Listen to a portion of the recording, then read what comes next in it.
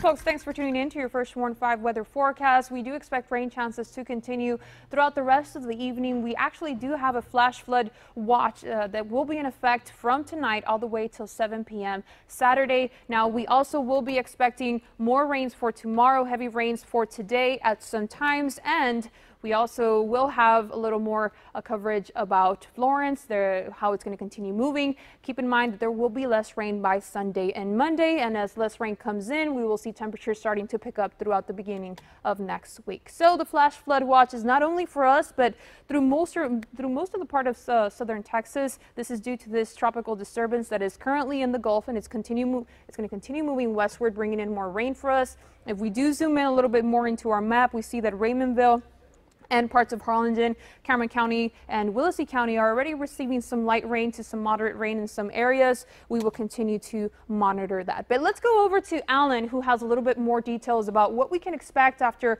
all this accumulation of rains throughout the next couple of days. Alan? Yeah, we have had some flooding this week, and the reason why we're still concerned about flooding is that the ground's already very wet. Some places have had more than 5 or 8 inches of rain, so it won't take as much rain and cause flooding in parts of the valley as it did just a couple weeks ago when the ground was very dry. So I want to show you, this is the Doppler estimated rainfall for the last 4 days, and you see most of the valley has had a lot of rain. Some spots where you see the green and light blue shadings like northern Starr County, and even a little stripe right here in western Cameron County, have had not so much rain.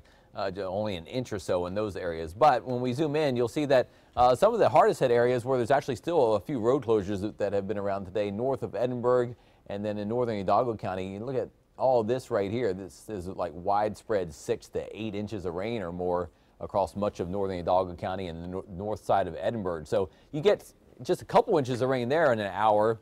It may cause some rapid flooding in terms of some street flooding, maybe some properties getting flooded. Same thing in parts of Willacy and Cameron County. You look at western Cameron County, Santa Rosa has had almost no rain, I mean an inch or less, but then you get a little farther east and all of this area between about Harlingen and Rio Hondo, Combs, Santa Monica, and southern Willacy County and north of Los Fresnos have had enough rain that it could cause flooding again quickly. We had Weslaco flood with a few inches of rain a couple nights ago, and still, we have 3 or 4 inches of rain already on the ground, and the ground saturated. It won't take much more to cause flooding. And not everyone is going to get heavy rain. Not everyone is going to get flooding. This isn't like a big storm in terms of like a tropical storm or hurricane type rain coming at us. It's just a disturbance that's causing pockets of some heavy rain. And you look at FutureTrack, and it's the same thing on FutureTrack. Some spots don't concentrate specifically on the numbers, but you see it does forecast parts of Cameron County to get up to 3 to 7 inches of rain between now and tomorrow, and some heavier spots elsewhere in the valley. But other places may only get a half an inch or less, a quarter of an inch, maybe an inch, but it just depends on where you are.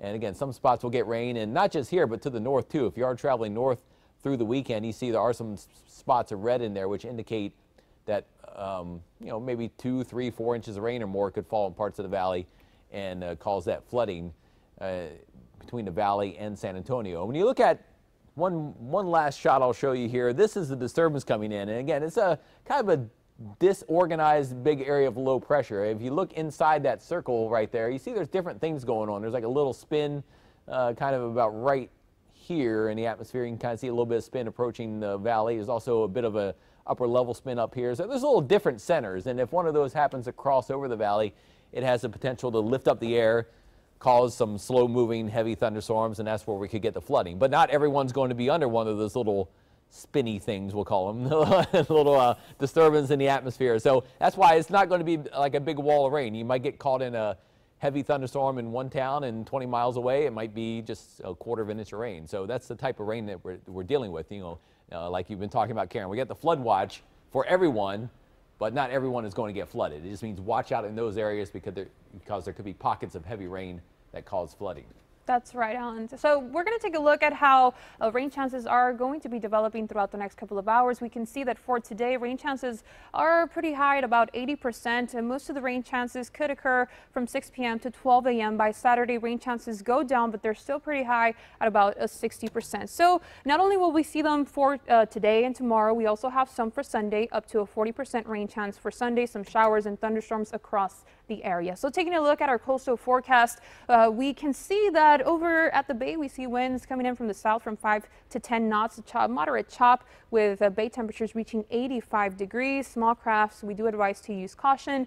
And now finally, but not least, let's take a look at our 7-day forecast for today. 87 degrees maximum. Now, take in mind that the rain chances will continue to dissipate throughout the beginning of next week. This means that temperatures will continue to pick up for the next couple of days. So we will see temperatures will continue to elevate from 91 to 93, 94, and we will see lighter rain chances by next week. That is your First Warn 5 weather forecast.